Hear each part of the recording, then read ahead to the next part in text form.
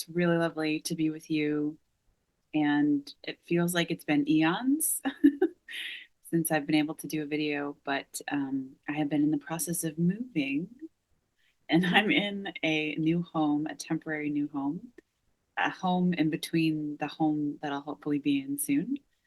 But I have been on a wild adventure, as some of you know, trying to put roots down in a new place and really allowing the energy of my own spirit to guide me. And that means I don't know a lot of the details. So I'm excited as I walk into the unknown, and I don't know where I'm going next. I don't know what's going to happen. There are a few things that are certain, and I'm okay with it. I'm actually thriving in it. So, um, if you want to hear more about my personal life and kind of what I'm exploring as a psychic medium, as a humaning, all those things, I get real in my newsletter. You can find that on thesovereignspiritmedium.com and you can join there. Um, and you can also sign up for my new free 4-part series class called the Liberation Series, which is also at the link in my website. And you can find a whole slew of goodies in there. There are free videos, supports, and journal prompts for you to start going into your own liberation process and a little kickstart into what that even means for you, right? Because liberation means so many things for so many different people. So it's a beautiful offering. I wanted to give you all. And all you have to do is sign up for my newsletter, put your email in, and you'll get a link to go to all the private playlists on YouTube where you'll find all the videos for the Liberation series. And you can do them at your own pace. People have been diving in and leaving, responses back and forth around how they're doing with it, what's come up for them, how deep they're going, and how surprised they're deep, how the process has been. So, yeah, whatever it is for you, just know it's perfect timing, and whatever you experience is okay. It's perfect. So, yeah, you can find that at thesovereignspiritmedium.com. I'll try to put the link here, but I don't think links are live yet in my YouTube page yet. You have to have like a certain number of followers. So subscribe. If you haven't subscribed yet, please follow. That enables me to like able to do things like put links in bios and stuff. So please do that. I appreciate that. And this is a labor of love. I'm doing it because I want to do it and I love to do it. I don't get paid. I'm not do ever do ads if I can control it. Um, and yeah, it's something that I want to gift to the community. So today is the Q&A, and these questions have come from clients. I asked my clients what they want to ask, what they'd want to know, and they gave me a whole slew of emails. So there'll probably be a part two. This will be a part one today, but I wanted to get to some of these questions because they're so good and so amazing. And I've asked my guides to come around me. I've asked my own spirit to come in and my own avatar Ash to also speak to whatever it is that these questions will bring forth. So let's dive right in, and we'll get started for the first question. So the first one says, Ash, I'm still struggling to ground my practice in a deeply dysregulated body. The insight about not applying judgments of good or bad to sensation is, of course, very valuable. Yet I'm still experiencing a lot of barriers. I did I did not before when I attempt to seek wisdom, vision, trance, etc., due to my current pain and illness. I have a simple breathwork practice and do some work with the vagus nerve. Are you able to share any practical techniques for accessing the wisdom of spirit when the body feels very loud? And try as I might, I haven't been able to discern what it wants. Thanks so much. Yes, there is so much on this. As someone who has lived with chronic illness, chronic pain for the last 5 years, I have a lot of experience in what I call walking in the liminal or living in the liminal space, right?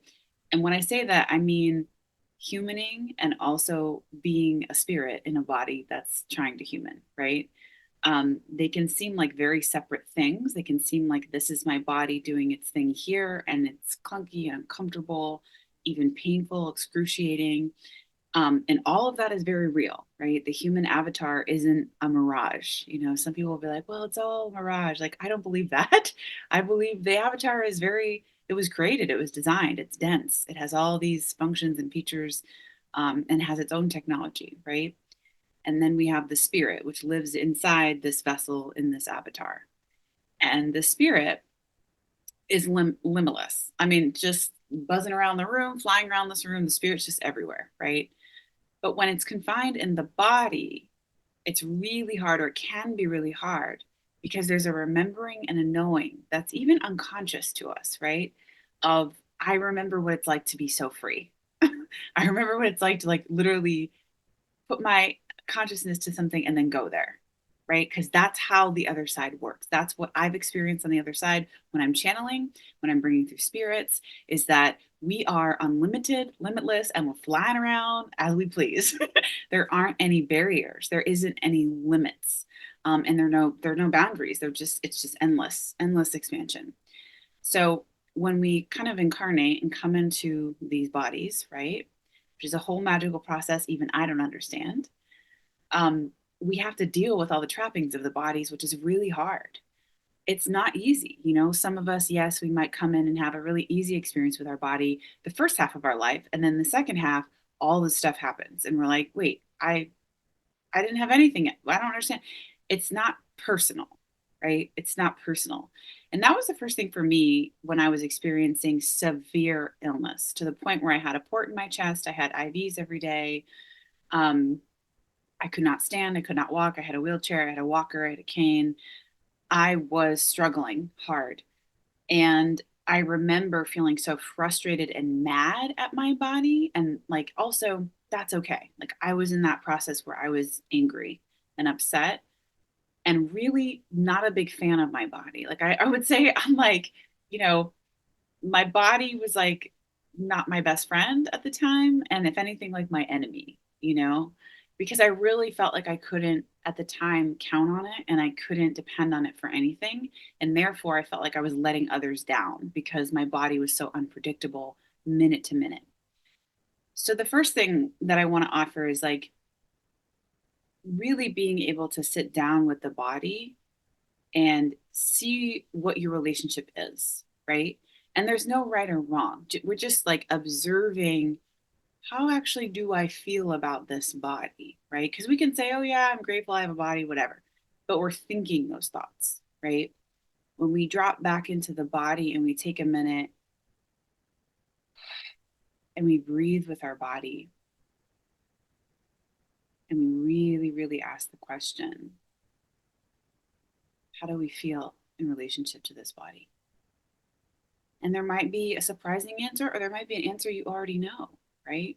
You might feel frustrated. You might feel irritated. You might feel like yuck, disgust. You might feel whatever it is.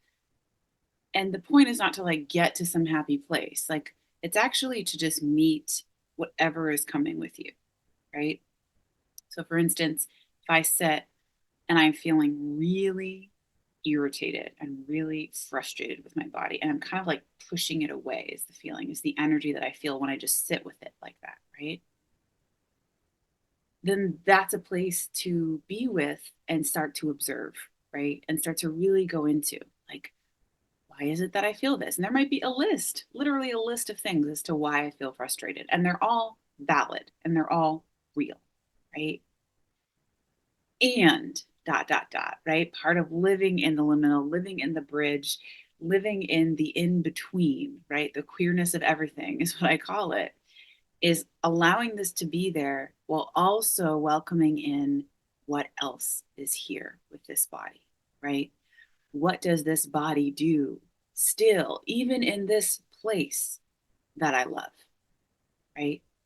When I was really ill, for me, what I realized was that I could see still, right? My illness hadn't affected my eyesight. Oddly enough, it kind of does now, but but at the time I had fine vision, 2020, great vision. And I could see the birds, right, flying outside the window. I could see the trees.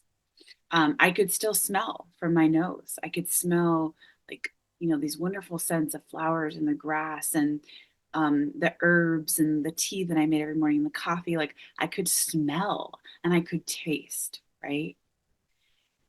And just being able to find these things that actually feel good, that I feel pleasure in, was like a little tiny opening, right? A little tiny entry point to how my body felt good to me, right? And it's not what we see all over social media or on the news, feel good kind of way. It's finding what is still here. What is still here even now, right? And then through that, I was able to really bridge like, okay, this really uncomfortable, frustrating thing is here. And these parts are also here. And then they became more integrated. And my experience became more integrated. I no longer saw it as this is over here and this is over here, right?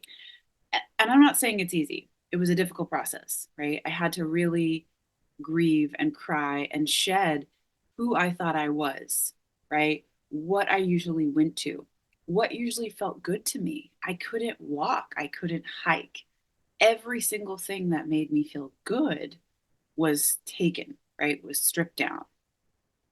So I had to shed that. I had to say, I can't do that anymore, right? Not maybe forever. I don't know. I can't predict the future, but right now, I can't do the things I did, right? And then gave myself swaths of time to grieve that, swaths of time to say, I let you go, and I let you go, and I let you go, and I let this go, and I let this go, right? And then what's here now, right? What now wants to be known? What now wants to be known in me? So, what did I find? Well, I would sit on the deck and I would look at birds and I would go birding every morning, right? That was my thing. And I'd make a cup of coffee and I'd sit and watch the birds, right? The pleasure amount in that was astounding. Had I ever done that before I was sick? No, I didn't have time, right? Rushing, running, doing, hustling, right? That's capitalism. Hustle, hustle, hustle. Didn't have time to watch the damn birds on the deck and just drink a cup of coffee, right? So I did that. And then I was like, okay, what else is here? Right? I'm laying in bed all day. Okay, what else could I do? Well, I really want to watch the show. Great, let's watch the show. Right? And not shaming myself for wanting to watch the show to check out. Right?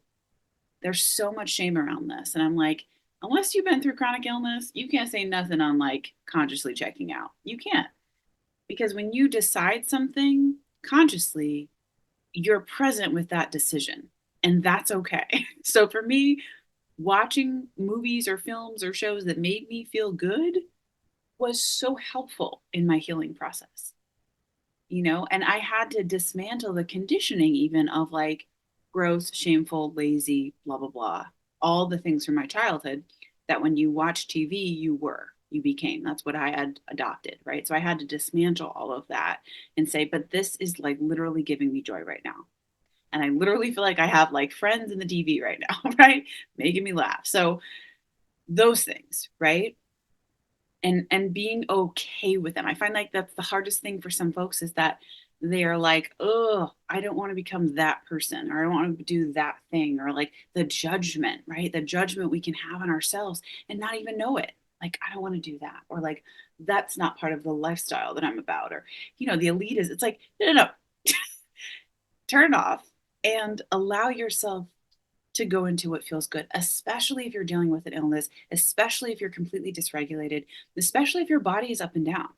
I have POTS, right? Postural orthostatic tachycardia syndrome. So at any moment, things can go haywire. I've been in management of it for the past 3 years, really. I don't really go into severe, but it can happen at any time. I can't stop it, right? It's just part of what happened in 2020 to me. So, but in that dysregulation, that means that some days the things that are going to work aren't going to work another day. And that's okay. That's what I'm talking about. The brain is like can cause so much suffering. The mind can cause so much suffering. And then those messages of suffering go right into the body. And when we're in a process of trying to heal, right? And trying to be in a state of a vibration, really, of healing, of love, of calming, of really like alleviating pain in the body, right? If we have too much, we're putting even more in when our thoughts come in and then judge everything that we're thinking, right? So it's like, whoa, first, just being able to notice what's coming through when you want to do something different or you can't do the thing you want to do, right? Can you make space for that reaction? Can you make space for that experience? Can you just be like, oh, I'm frustrated. I just want to do this. And then maybe you collapse in tears, right? And you just lay down and you hug a stuffed animal or your pet or your partner and you just say, it's just so hard. Can you just be with me? It's really hard right now. And then what can I do? What can bring me that feeling in a different way right now? Right.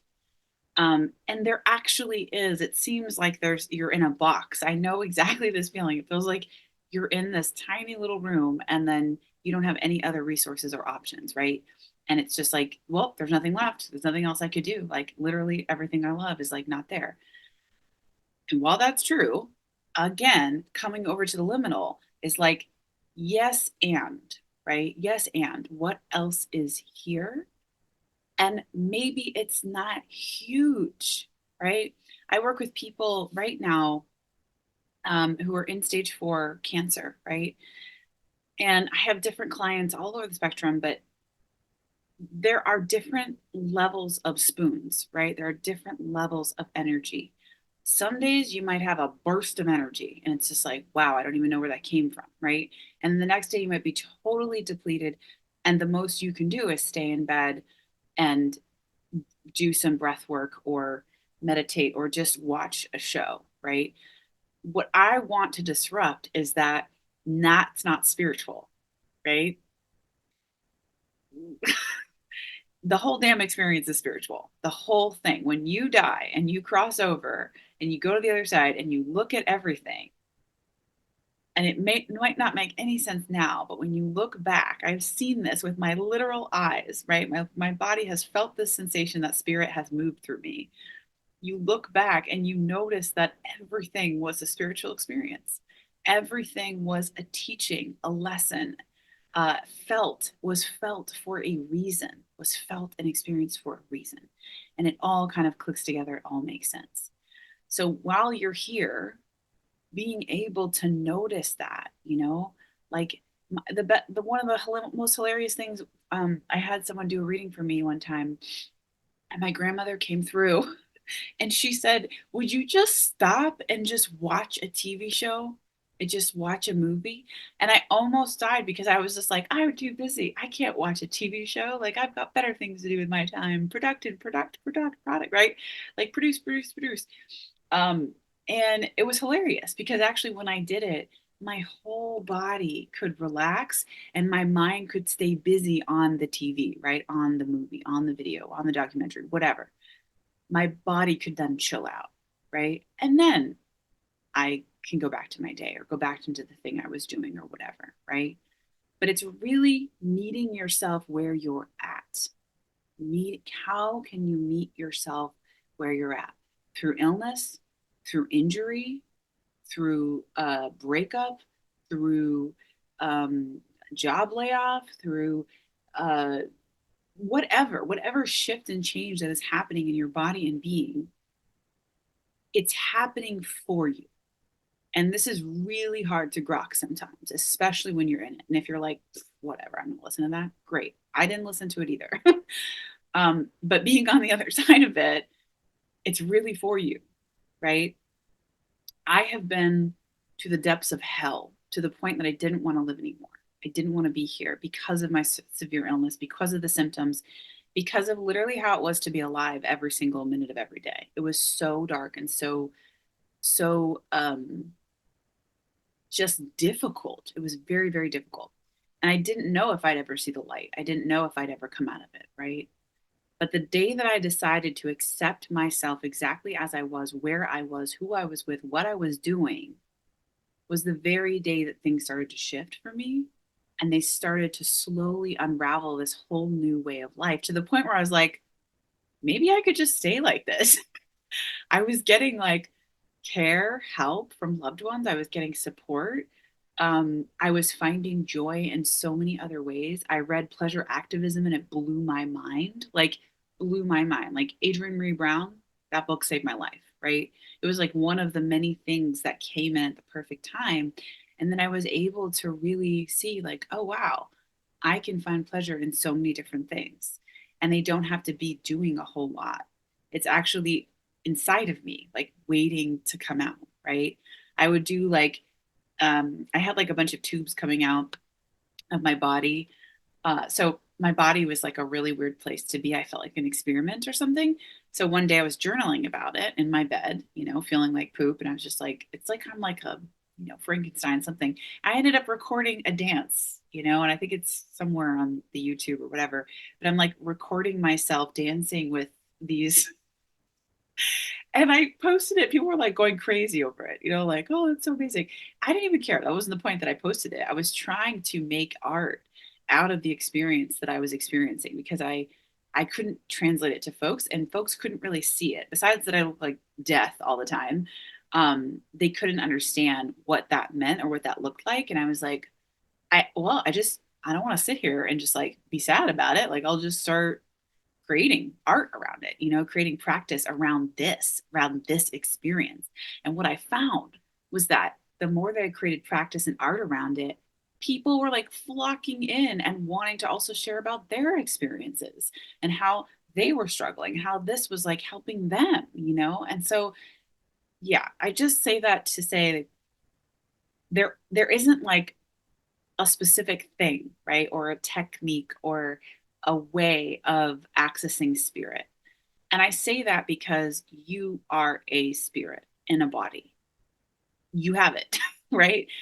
When this avatar gets ill, gets severe chronic illness or sickness, it becomes part of the experience that the spirit now has to navigate, right? The spirit now has to focus on again. And it's a huge shedding of identity, huge shedding, huge shifting, right? Who you were before you got severely ill, very different than who you are when you're severely ill, very different. And your only task, my guides have told me this when I was really sick, your only task is to be with what currently is and love yourself even there, right? Even this, even this right here, right now, all these things. That work alone is enough. Like, that is deep ass spiritual work. That is deep ass spiritual work. And what you will find that comes from that, astounding. I would even record stuff like voice memo stuff that I was just realizing. And these things, like, they were like coming through and downloading with learning what I was experiencing. Like, there's so much separation between you're sick and then you're not spiritual, or you're spiritual and then you're not sick. And most healers, most mediums, you can look this up, even famous mediums, most like they are often chronically sick or injured with something, right? Why is that? I think it keeps me humble, to be honest. It keeps me real humble. And it keeps me alive to the impermanence of life, the impermanence of this body and this existence. And I am so grateful for that. Does this avatar love getting sick? No, of course not. What avatar does? They were designed to live and be well and do things, right? So when they are unwell, the avatars can have lots of different emotions and feelings and frustrations. It's very normal. It's human. It's very human. But the spirit isn't really concerned. Spirit's like, okay, minor obstacle, different challenge. How can we find the thread even here? Right? And it's not about pushing or like shoving or trying to get the thread, but how can we just see, right? And make space for the different threads that want to weave in right now. How can we do that? Right. And my invitation for you is to really sit with the body first, see what the relationship currently is without judgment, without trying to shove it into something else. My goodness, let the body tell you exactly how it feels in relationship to you. And then when it's ready, when it's possible, how do you want it to feel with given the circumstances you're in and the way your body feels, right? And the capacities that you have. These bodies aren't unlimited. They have limits, they have capacities, and they have boundaries, right? That's why it's such a wild experiment, y'all. Such a wild experiment. They're like, we're going to put these unlimited beams of light and these tiny, dense, heavy and awkward and all the things bodies and just see what happens, like trying to really find the experience in this and the gifts of this, right? And it might be really hard, and I get it, but really making space for like, what else is here now? What else is here? What else is calling me, right? What else is calling me? Maybe your sexuality wants to be spoken to. I did the biggest, biggest amount of work of my sexuality when I was in bed. Go figure. Lots of time in bed, right? I was healing literal organs in my body. I was doing like generational healing, right? I was doing such deep work with my sexuality and it felt amazing. It felt helpful in being able to also move the energies, right, that wanted to heal in this process with my body. It felt so important. I didn't really even understand it, but I just followed and opened up to those threads. I opened up to the experience of it, right? And that's all you can do when there's illness, when there's up and down with your health. Maybe it's one thing today, right? And that one thing has to be enough. I'm telling you, the conditioning of the mind and the unlearning of the mind causes more pain than just allowing the body to be, right? Just allowing the body to be. And especially if you're around other people, right? If you're around friends or family or loved ones or kin or folks or whatever who are doing a lot. I remember for me, that was a huge, like, oof, like that activated me, right? I was like, oh my gosh, I can't even get through one task without being wiped, right? I'm like washing a dish and like done for the day, right?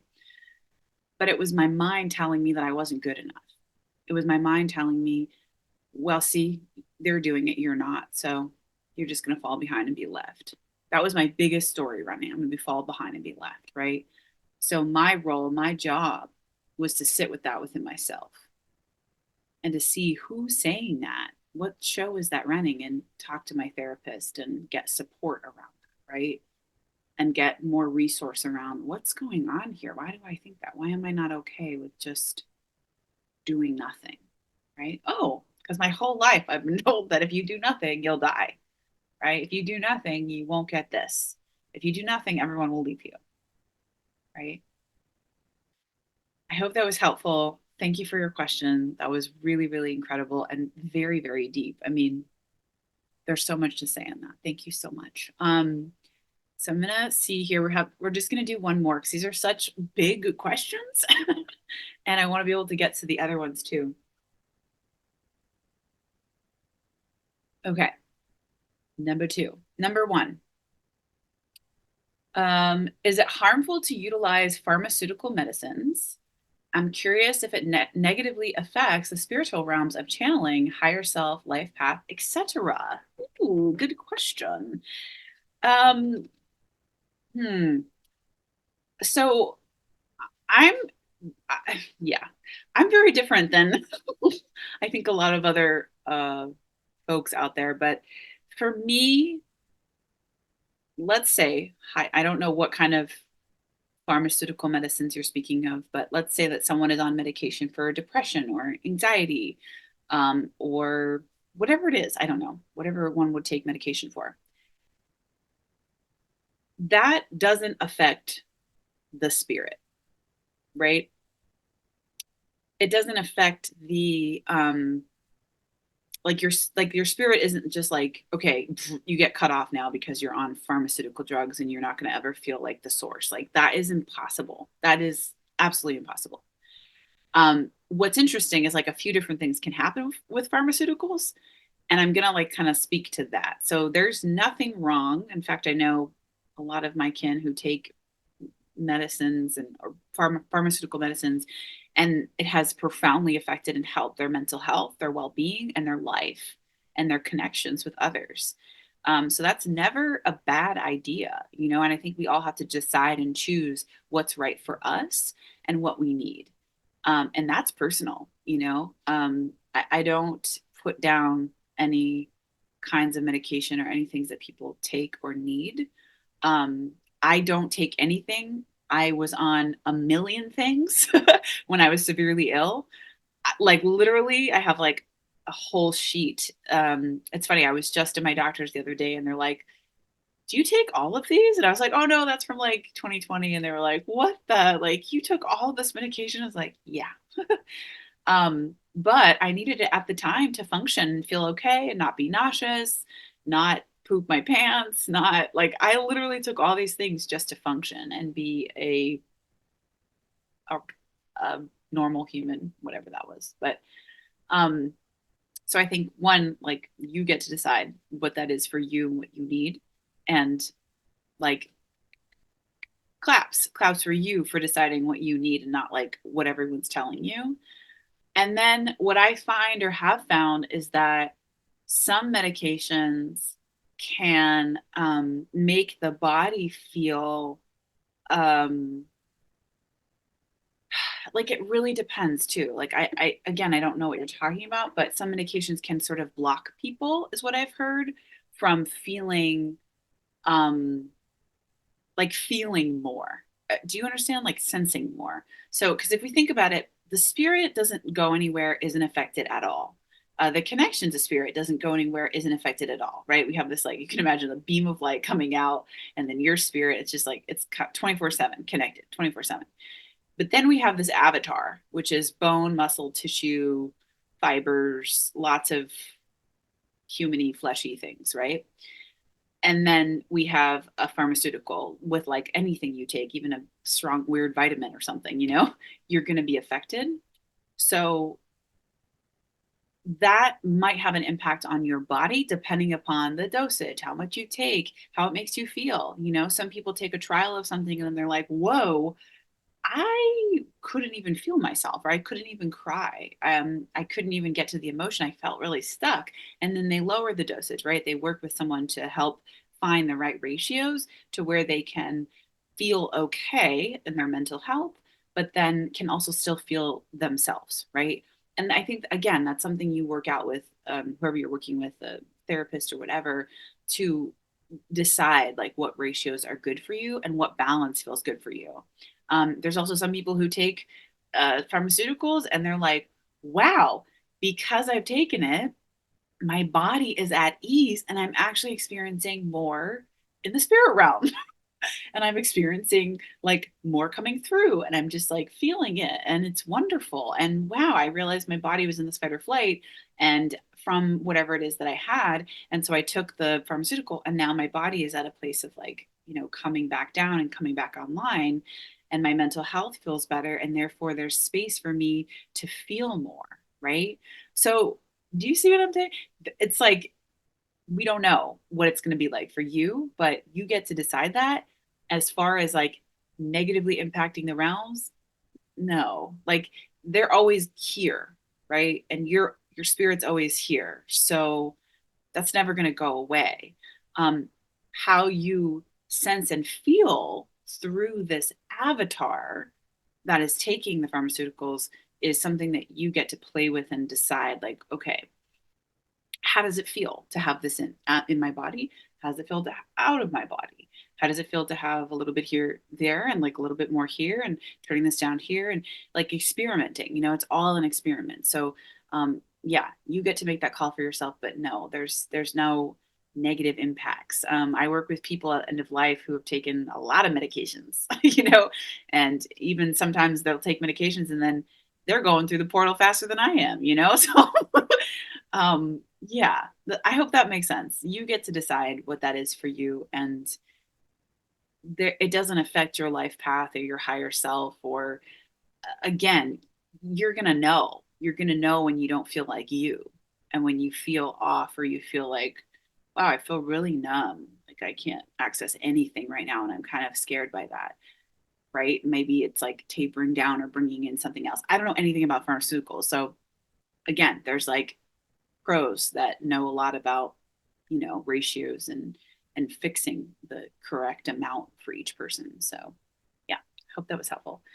um Oh, it says on down here, due to the amount of depression, anxiety, rage, I have found that ketamine is a very effective thing for being able to deal with life right now. Beneficial tool for me. Yes, ketamine. Yeah. Same thing, right? Pharmaceutical ketamine.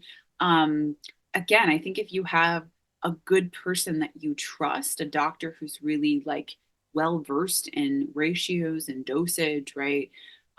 Again, and knowing like how you feel before, how you feel after, how you feel in the days to follow, like tracking that for yourself is really helpful. And then what it's like, it's always helpful for me is like if I take something and then I sit and meditate, right? So you can take something and then sit and meditate and notice what you're feeling when we're at a state of rest, whether that's just sitting down or laying down or sitting up, and we're breathing and we're able to kind of take slow, deep breaths. Always a good sign, right? It might seem like, well, Ash, that's so simple. Yeah. The breath is such a huge indicator for what's up with ourselves, our spirit, and our body, right? The breath will indicate, like, right? Like my breath, if I'm stressed, gets really like I'm like breathing up here in my throat, right? It's really tight. When I'm at ease, my body can, it's like my whole body feels the breath, right? It goes all the way down to my toes, even. So that could be something to do and play with the ketamine is like, seeing how that feels for you, seeing how you feel after and the days to follow. And then how does it feel to connect with spirit in your own way, whether that's meditation or in nature or whatever, while using this, right? But again, deciding that for yourself, full autonomy and choice, and having the good supports around you to do that, right? The proper supports and people around you that you feel safe with and who are administering it, all of that. Because obviously, yeah, there's risks with any of things, whether it's pharmaceuticals, we're talking about psychedelics, we're talking about uh, sacred medicines. You could take too much, right? You could take too much and things could happen, right? So and that's with literally everything in life, right? There's too much, it can be out of balance, right, in the body. So seeing what it is that your body is calling in for its balance levels, what is feeling good for it, knowing it will change possibly, but yeah, like really listening and tuning into that. um okay, drink water. I'm about to. How does one justify living a happy abundant life of vitality when there are so many people without food, water, shelter, experiencing genocide, etc.? It feels like I am leaving them behind or being very selfish by having anything beyond food, water, and shelter. Thank you so much. Woo! Okay, man, y'all are bringing these deep ass questions. um,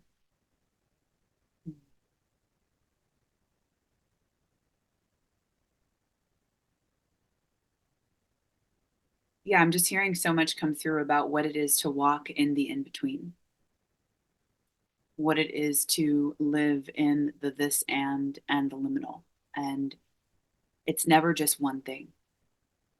Um, this is going to sound, I always hesitate, but I'm like not going to hold it back anymore because it feels really important to say before we came here, before we little beams of light consciousness came into this earth. And this is what I've been shown.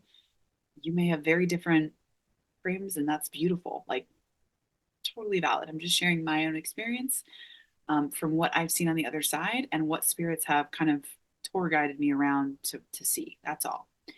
Um, but what I've been shown is that when we incarnate here, before we incarnate, the very adventurous ones of us, right?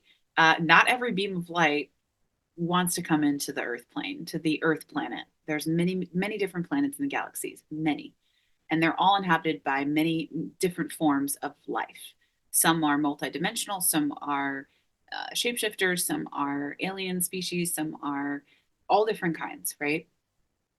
Some are seen, some are not seen to the naked eye. But Earth is its own energy, right? Its own living entity. And those who are brave and pretty courageous decide to come in and incarnate in human form here.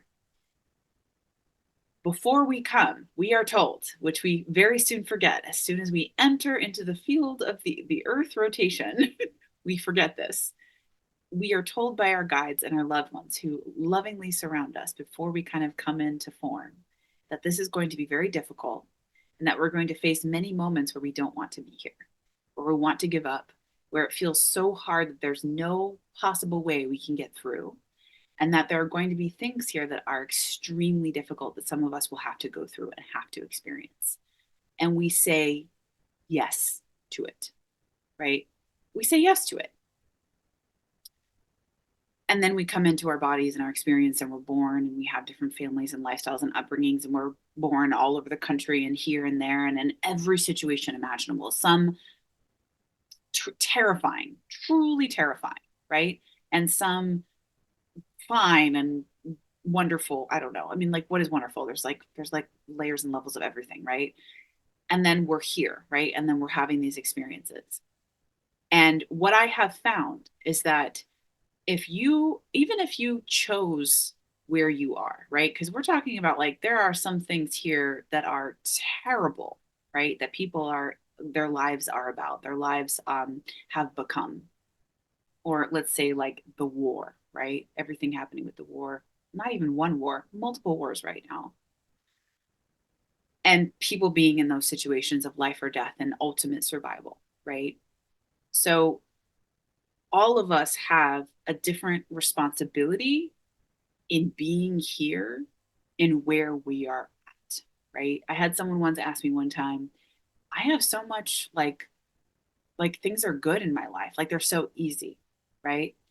And I was like, let me tell you what's coming through. And the person's guides were showing me that they had lived a very hard life before this, very hard life, like horrible, like bad, bad, bad, very difficult. And they had suffered and then they had died. It was just like a very tragic life. So they incarnated to a very easy existence, right? Seemingly. And they had a lot of resource. And I said, the whole point was to come back and from this memory, remember and then give back what you had taken from you, right? And that you can think of it as karma, right? But not karma in sense of like, ooh, that's going to get you. Like, that's so not okay. I don't like when people say that. It's like, that's not karma. Karma is just like an energetic response to the energies and the this and the then, right? Like giving and taking and giving and taking. It's like this reciprocity, this reciprocalness, right? Of energy.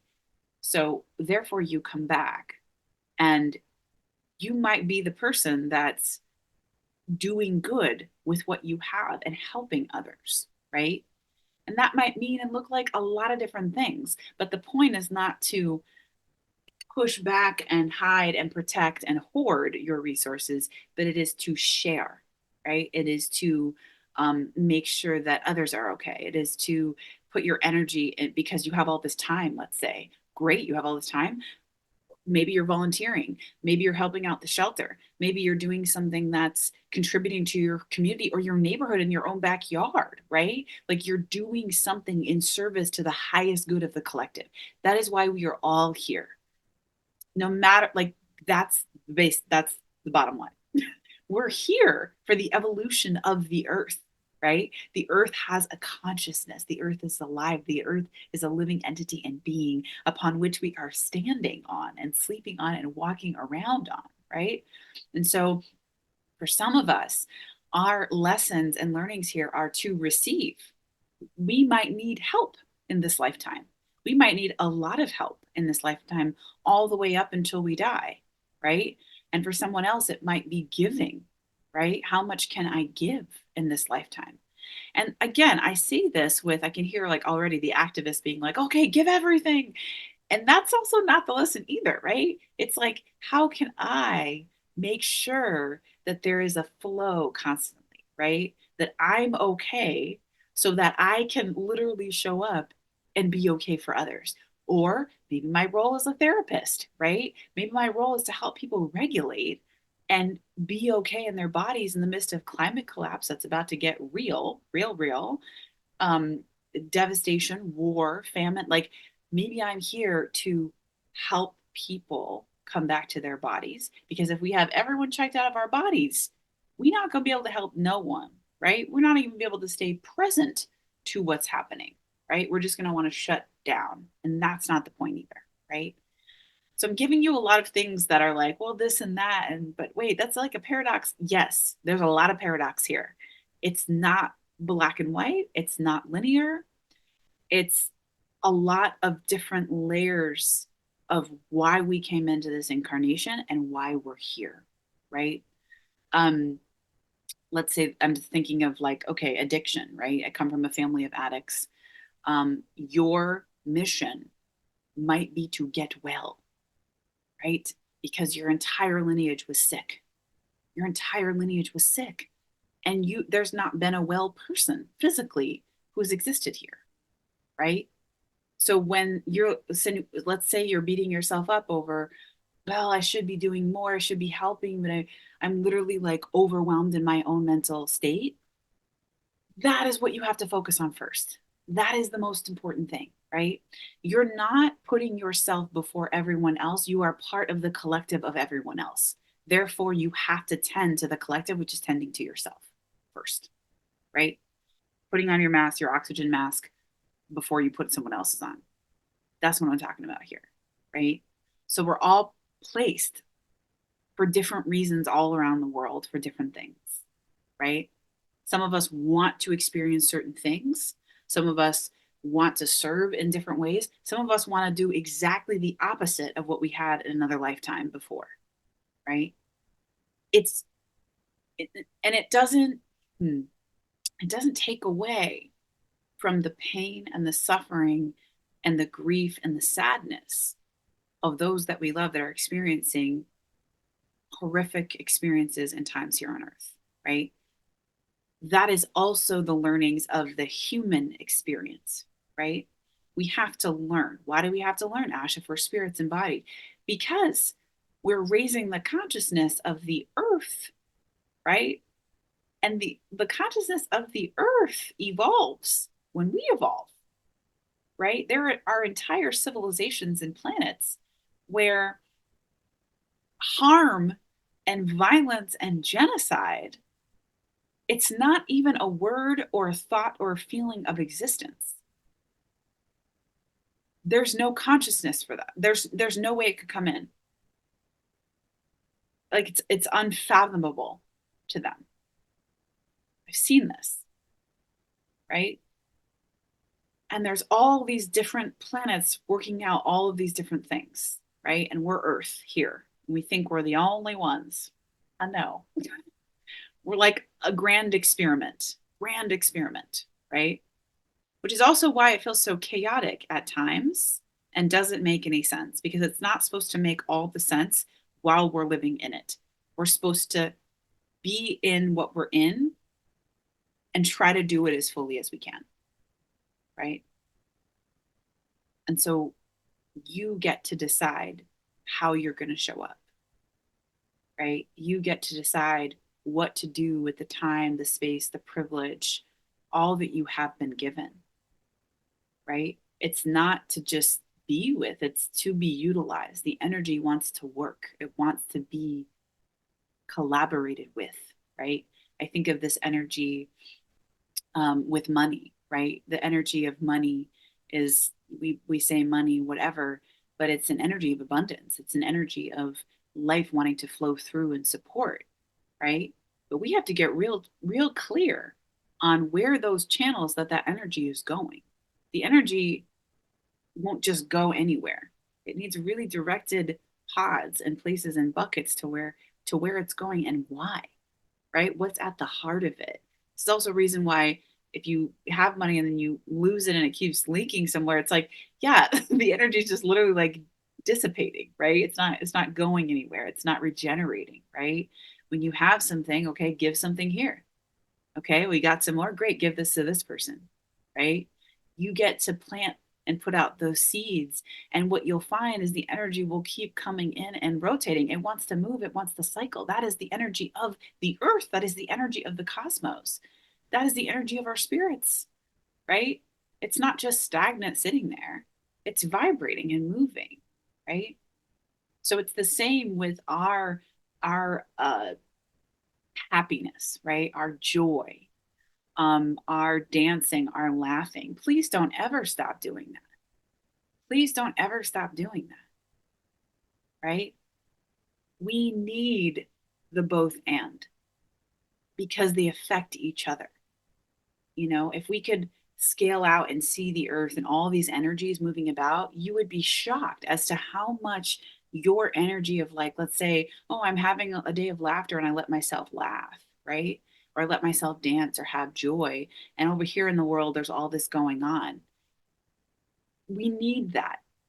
We need that because it pulls this energy and brings in moments of hope, moments of light, moments of ease, moments of love, moments of kindness, right? And we can see that, right? I was recently watching something, a video from someone over in Gaza, and they were making bread together. And this person was just like videotaping with the camera, like, look at what we've done. We are a people who finds joy still in the midst of this hell that we're in right now. And they were making bread for each other and feeding each other, and this woman was laughing, and I literally fell over and just started crying because I was just like, how is this possible? How is this possible right now, right? And obviously the next minute it's like ducking for bombs and shit, right? So it's like, this is what we're talking about here, navigating during apocalypse. And what I also want to say is, like, we're not unscathed ourselves. So if you're finding yourself in a particular region of the planet and you're like, I just saw a spirit run across the screen, that's wild. If you find yourself like, oh, I'm unscathed, like, yes, help people, right? Help in the ways that you can, and what ways that feel meaningful or helpful to others, and know that we are about to enter into climate collapse. We are about to enter into climate collapse, right? We are in the age of Aquarius right now. So what you thought you knew is about to be turned on its head, right? Age of Aquarius is beautiful and beaming and, transcending. And it's also because of wild transformation and destruction, right? Things falling apart, or like feet to the fire kind of moment. So get ready is what I'm telling you. People are like, oh, that's so hard. I'm like, climate collapse is coming for us all. It's coming for us all, right? Who are you going to be in that situation, right? With no electricity, no water, no food, no shelter, right? What skills do you have to offer the community? How are you going to respond, right? These are the good things to think about, because it takes us from being this observer to, we are also in the experience with the people that are suffering. And that's important. It's not to be like it's happening over there, right? And in fact, if you are feeling like, oh, I feel like so sad in some kind of way, it's happening to them, it's like you not quite gotten it, that it's going to happen to all of us too, in different ways. In different ways. We're entering the most difficult times coming up in the next 5 years, right? Mass migrations, huge climate shifts. We're already in it. We're already seeing it, right? You might, well, what's the difference, Ash? It seems to happen like, no, it's going to happen more frequently. That's what we're headed into. More frequent storms, more frequent heat, more frequent flooding, more frequent ice, more frequent just extremes. right? They've been spaced out. I've been tracking them, right? Now they're coming closer and closer. And that's what we're going to continually be up against, right? So it's really, how can we be in the shoes of these beings, knowing that we are not separate, we are one and the same, and placing ourselves in that experience of what they might be experiencing, right? And then if you notice what you when you do that, that, oh my gosh, I'm so stressed and activated and I have anxiety and I feel like my stomach, there's your place to start, right? Being able to regulate yourself and find yourself and find your center. Where's my center? And that might be through breath work, it might be through meditation, yoga, nature, walking, whatever it is, creative art practice, finding your center. Because when you do that, that reverberates out to these beings, right? What we don't need and what does not help is being totally all over the place, right? And dysregulated and like, I don't know what to, right? You just coming back, right? Allowing yourself to feel dysregulation, right? Because we need to feel it. We need to be out of center to come back to center. We need to be, right? We need to be topsy turvy to come back to what we know, what is true, our spirit, our mission, right? So being able to circle back to that is really, really important. And honing that energy back in so that we can focus it right out where we want it to go, where we want to direct it. What do we want to do with it? Right? That makes sense. Hopefully it does. That's what's coming through in your question of how do I live this abundant, happy life? And let's be clear, even if you have a happy, great day, there's all life is going to be up and down, right? We all experience life up and down in many different ways and in many different extremes from each other, right? So when you feel that joyous day, please live into it. You know, when I was at my sickest, my friends would be like trying to shine down all their, ups and wins. And I would be like, please don't do this. I need your goodness. I need your goodness because it feeds me. It gives me hope. I need your goodness. Right. And I thank you for your gestures to help me. Right. They would cook me food, bring me a meal. Right. They would send me flowers. Right. They would listen to me complain about my back for 10 minutes. And I was grateful for that, So we can do that, right? We can help our kin, no matter where they are all over the world. We can help them. And even if we can't bring them a meal or be in proximity with them, we can start with ourselves. We can start to find our center. We can start to find why we're here, what's important, what do I value? Okay, great. Put action on that, right? Put energy out towards that. Put money out towards that. Put resources out towards that. Put organizing out towards that, whatever it is, right? While still being in our center, right? I remember a story of, I think it was in Adrienne Maree Brown's Pleasure Activism, or it was another activism book. I can't remember it right now in this moment, but she mentions, someone who is an activist also getting a heart attack from going so hard with the activism and then not being able to do activism, right? And what I'm talking about is being so in your center and coming back to your center. And that doesn't mean you're walking around like, oh, I'm so grounded and regulated all the time. It means that you're widening your tolerance, right? So that you're like, wow, I'm noticing I'm really dysregulated right now. Huh. Well, I'm going to try some practices that I know help me come back and find my center, right? I do this before I watch the news, in the middle of watching the news, and after watching the news, right? And I literally go through like, what are you feeling, body?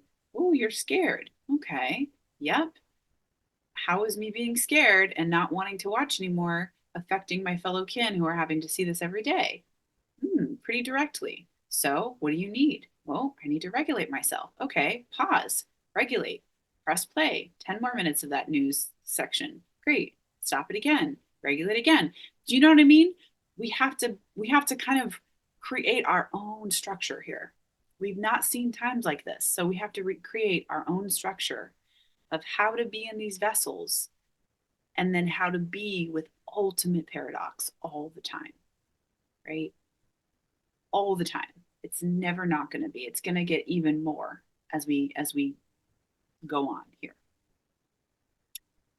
So that would be my offering, is to be true to what you're really called here to do, and then do it. And it might be big and it might be small, and every single act is important. Every single healing is important, right? When we are able to heal ourselves, right? And I don't mean healing in the sense of like, I'm healed and I'm 1,000%. Doesn't even exist. Let me tell you, doesn't even exist. But when we're so aware of our own patterns, of our own blockages, of our own trauma, of our own pain, that we can start to have articulation around it. We can start to have movement around it. We can start to have tools and practices around it that we're consistent with. That helps us all, right? As a global community. Because then, and only then, from that place, can we then offer something with clear, clean energy, right? That is from a place of full give and clarity. When we're dysregulated and we're all over the place and we're kind of swept up in all of our own emotions about what's happening and all these things, we can't really give from that place. We can't really even think from that place or offer or be creative from that place, right? And we'll shut down and then we go away. And that's exactly what we don't want to do, right? Because that's exactly what the systems that be want us to do, right? So that's my offering to you. Thank you so much for all your questions, you all. These were so immensely deep and rich and meaningful and so timely right now to everything that's happening on this earth, and truly how difficult it is to be alive and hold joy and hold grief and hold praise and hold devastation and atrocity and mind blowing, can't even find the words of what's happening in the world all at the same time, as existing, as liberation, as love, as kindness, as truth, right? It all can exist and it does. It all must. It all must. And our role is to not have to understand how it all exists, but to experience all of it and allow all of it to be experienced, right? And to do our part within this cosmic family that we're a part